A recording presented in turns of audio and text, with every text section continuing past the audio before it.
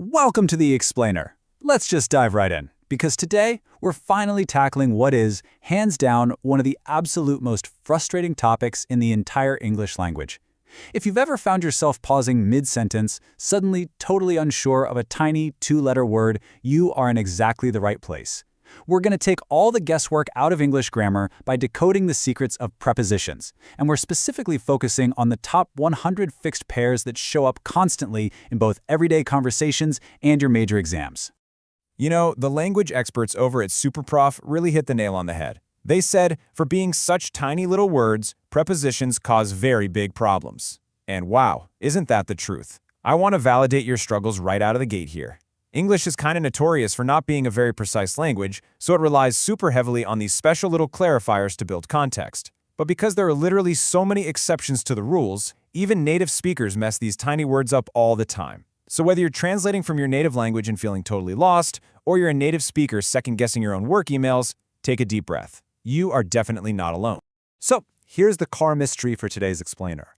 Why exactly do we say we're good at math, but we're interested in music? Why isn't it good in math or interested at music? If you try to search for a strict, logical, spatial reason for this, well, your brain is just going to hurt. It perfectly highlights the deeply illogical nature of certain English prepositions. But don't worry, by the end of our time together, you're going to know exactly how to bypass that confusion.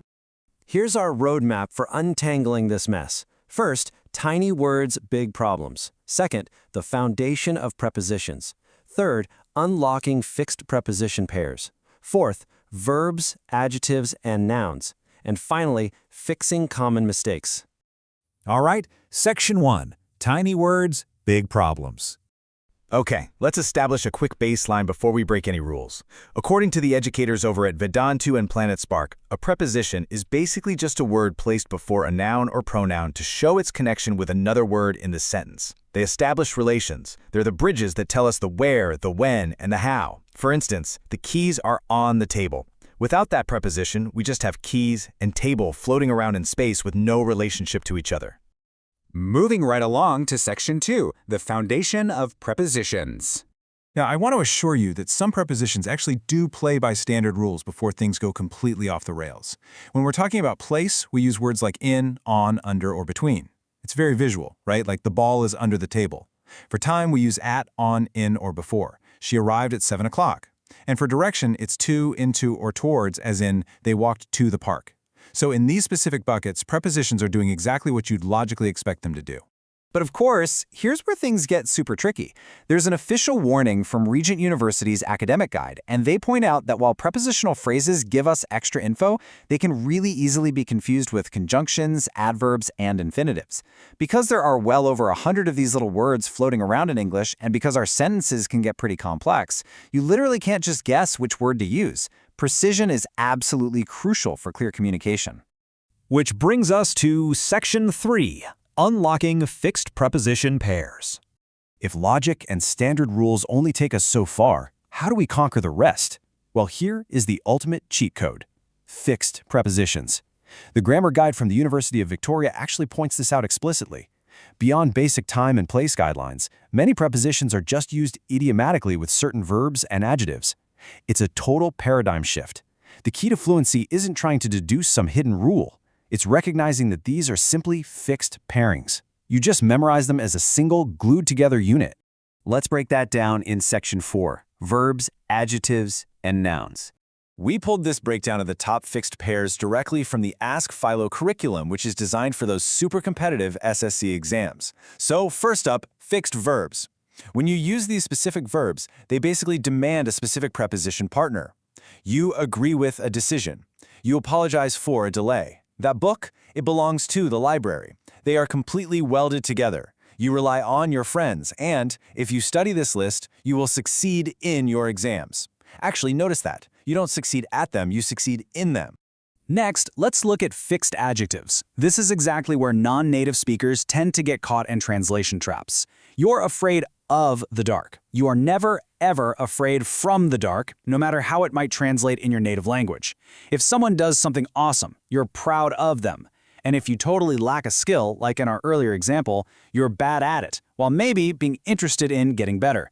The pairing is just non-negotiable. And rounding out our list, we've got fixed nouns. What's the advantage of this method? What's the reason for the change? Or the effect on the outcome? Seriously, I highly recommend locking these pairings into your memory. Once you treat them as one single vocabulary word instead of two separate pieces, your brain just stops trying to solve it like a puzzle and naturally outputs the correct phrase. It is pure magic.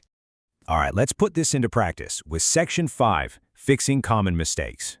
Let's directly target some frequent errors we see every single day. According to SuperProf's Error Guide, a massive, incredibly common mistake is saying, I rely with you. No way! The fix? I rely on you. Some verbs just completely break down if they don't have their specific partner. Say it out loud right now so it sticks in your ear. I rely on you. Okay, here's another huge pain point, and it usually comes straight from direct translation. The mistake, I am in the train. The fix, I am on the train. I know. You're physically enclosed inside the train car, so in seems super logical, right?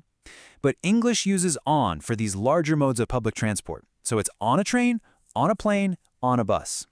And check out this classic error highlighted by Vedantu. Mistake, married with her. The absolute correct fix is married to her. Your logic brain is probably shouting right now, but marriage is a partnership with someone. Sure, but the fixed pair, married to, completely overrides any logic we try to throw at it, every single time. That's why memorization beats spatial rules here, for sure. Oh, and sometimes the mistake isn't using the wrong preposition, it's using one when you don't even need it, like saying, let's discuss about the issue. Nope, just discuss the issue. Regent University actually points out we need to cut these redundant words to stay concise. Discuss literally already means talking about, so adding another about is completely unnecessary.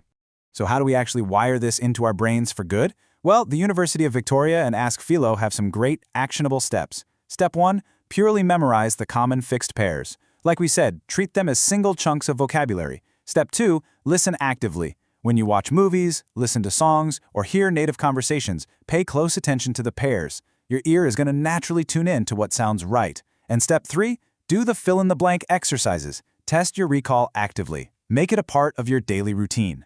Which leaves us with this final, really exciting thought. If you take the time to master just these top 100 fixed pairs, literally flipping one of English grammar's biggest weaknesses into an absolute strength, what other linguistic barriers could you break through? By embracing this strategy, you're not just studying for a test here, you are building true, confident fluency. Keep practicing, keep listening, and keep learning.